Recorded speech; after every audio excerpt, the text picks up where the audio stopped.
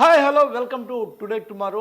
లోకేష్ బాబు యువగళం పాదయాత్రలో భారీ ఎత్తున హామీలు గుప్పిస్తున్నారు. అంటే ఇవి ఆయన ప్రైవేట్ హామీలా, లేకపోతే పర్సనల్ హామీలా, లేకపోతే తన తండ్రి కూడా చెప్పు నువ్వు నేను కావాలంటే చూస్తానులే అని చెప్పిన హామీలో మనకు తెలియదు. మొత్తానికైతే విద్యకు సంబంధించిన కొన్ని కీలకమైన హామీలు, ఆ తర్వాత నిరుద్యోగులకు సంబంధించిన కొన్ని కీలకమైన హామీలు ఈయన గుప్పించారు. 2025న జాబ్ క్యాలెండర్, జనవరి 1 రాగానే జాబ్ క్యాలెండర్ విడుదల చేస్తామని, అలాగే ప్రతి సంవత్సరం జాబ్ క్యాలెండర్ విడుదల ఉంటుందని, ఆ తర్వాత బస్ పాసులు కూడా చాలా భారీ ఎత్తున మేము ఇవ్వబోతున్నాం అని చెప్పేసి పెద్ద ఎత్తున హామీలు గుప్పించేస్తున్నారు. వీళ్ళ నాన్నగారు కూడా గతంలో ఇలాగే హామీలు ఇవ్వడం ఈ పాదయాత్రలు సందర్భంగా, ఆ తర్వాత అప్పటి పరిస్థితులు వేరు ఇప్పటి పరిస్థితులు వేరు అనడము, తండ్రే అలా ఉంటే బాప్ ఏక నెంబరి బేటా 10 నెంబరి అన్నట్టుగా రేపటి రోజున ఈయన నమ్మడం ఎలాగా? అసలు ప్రాబ్లం అంతా లోకేష్తో ఉన్న ప్రాబ్లం ఏంటంటే పాదయాత్ర ఈయన చేస్తాడు, జనాన్ని నమ్మిస్తాడు, దాన్ని ఓట్లు వేయించుకుంటారు. రేపు పొరపాటున జరిగితే, రేపు ఏదన్నా అధికారంలో వస్తే అప్పుడు అదంతా తూచ్ అని అనడం అనేది ఇప్పటివరకు ఈ వంశ చరిత్ర. ఏ హామీ కూడా నెరవేర్చలేదు అనడానికి చాలా పెద్ద ఎత్తున నిదర్శనం. బాబు ఇంకో ఫోటో పెట్టు దీనిలో. గతంలో ఇదే 2014లో ఇచ్చిన హామీలను ఒకసారి చూస్తే ఇంటర్ వరకు ఫ్రీ బస్ పాస్ ఇచ్చారా? 2014లో తమ గవర్నమెంటే ఇది చెప్పింది. ఆ తర్వాత ఏపీపీఎస్సీ ప్రక్షాళన చేస్తాం, ఉన్న ఖాళీలన్నింటినీ భర్తీ చేస్తాం అన్నారు.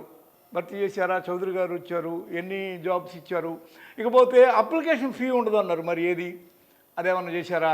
ఇకపోతే నిరుద్యోగ వృత్తి 1000 నుంచి 2000 రూపాయలు ఇచ్చేస్తాం అన్నారు. లాస్ట్కి 3.5 లక్షల మందికి సుమారుగా 1000 రూపాయలు అట ఏదో చిలకరించి వదిలేశారు. ఈ రోజున అదే జగన్ తాను అధికారం ఎక్కిన వెంటనే గ్రామ వార్డు సచివాలయ వ్యవస్థ ద్వారా 1,67,000 మందికి ఉద్యోగాలను కల్పించారు. మరి దాని సంగతి ఏంది? ఇప్పుడు ఉచిత ల్యాబ్స్ అన్నారు, అవేవి?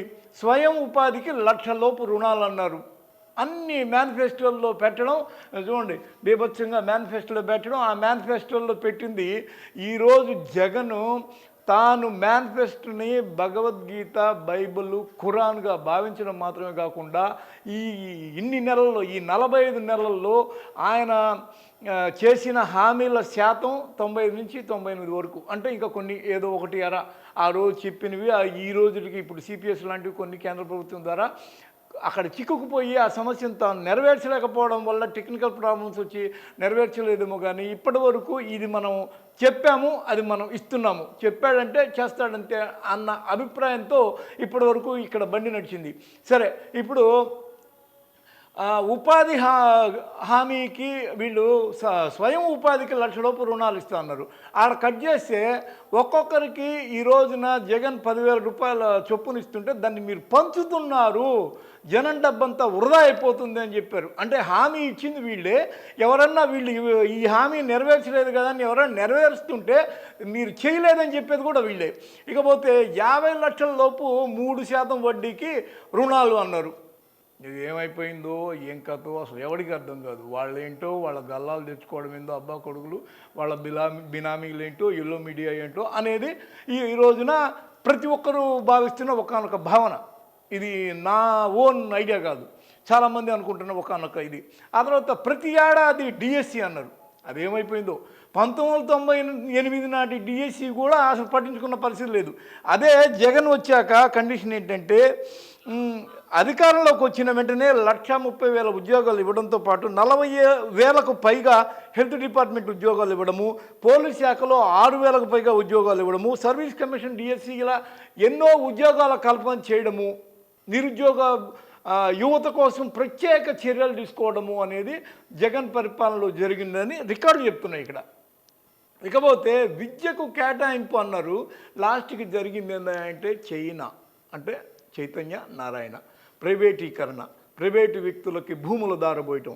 ఈరోజు అదే ఏం జరుగుతుంది? నాడు నేడు అనే ఒకానొక పథకం ద్వారా, ఆ తర్వాత ఫీజు పూర్తి రీఎంబర్స్మెంట్ ద్వారా, అప్పుడు పాక్షిక ఫీజు రీఎంబర్స్మెంట్. ఈ రోజున ఈ 4 ఏళ్లలో విద్యకే కేవలం ఎక్స్క్లూజివ్గా ఎడ్యుకేషన్ డిపార్ట్మెంట్కి పెట్టిన ఖర్చు అక్షరాల 57,000 కోట్ల రూపాయలు. మరి ఏమైనాయి ఆ రోజు మేము చేయిస్తానన్న విద్యాభివృద్ధి ఏమైంది? ఈరోజు నాడు నేడు ద్వారా అద్దాల్లాగా కలకలాడుతున్న ఒకానొక స్కూళ్ళు కార్పొరేటివ్ స్కూళ్ళకి పోటీ పడుతున్నాయి. ఈ రోజున ఈ ఇంగ్లీష్ యాసెంట్ అమెరికన్ యాసెంట్ మాట్లాడుతున్నారు విద్యార్థులు. దాని మీద కూడా గేలియడమే. ఇంగ్లీష్ మీడియం అంటే ఇంగ్లీష్ మీడియం ఎందుకు వీళ్ళకి అనవసరం ఖర్చు దండగా చెడిపోతారు అన్నాడు. నిజమే, చంద్రబాబు ఈ మాట స్వయంగా చెప్పాడు. ఆయన కొడుకు ఇంగ్లీష్ స్టాన్ఫోర్డ్లో చదివి చెడిపోయాడు కదా, ఆ విధంగానే ఇప్పుడు చెడిపోవచ్చేమో ఈ పిల్లలు కూడా. ఆయన ఊహల్లో ఇంగ్లీష్ మీడియం అంటే నా కొడుకు పప్పు శుద్ధగా ఎలా అయ్యాడో మిగిలిన వాళ్ళందరూ కూడా అలా అయిపోతారని చెప్పడమో ఏందో మరి ఇండైరెక్ట్గా ఆ మాట ఒకటి అనేసాడు. ఈ రోజున డిక్షనరీతో సహా ఇస్తున్న గవర్నమెంట్ ఏదన్నా ఉందంటే అది జగన్మోహన్ రెడ్డి గవర్నమెంట్ అనేది బల్లగుద్ది మరి చెప్పవచ్చు.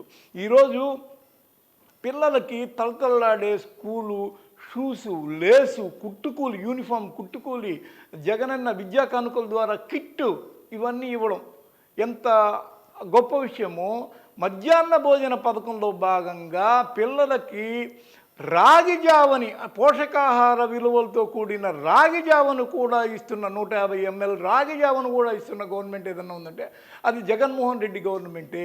మరి లోకేష్ బాబు నిజంగానే ఇన్ని హామీలని నిజంగా ఇవ్వగలడా? ఇక్కడ ఇదే ప్రాబ్లం ఏంటంటే ఈయనేమో తన పార్టీ తను హామీలు ఇచ్చేస్తాడు. ఇక్కడ వచ్చింది ఈయన ఏంటంటే వల వేయడానికి ఇలా ఒక హామీల వల అలా జల్లడము, ఏ చేపన్న అమాయక చేప చిక్కితే దాన్ని లాక్కోవడము, దాన్ని తీసుకుపోయి కోసి కూర వండుకొని తినడం, ఇదే ఇక్కడ మిగిలింది.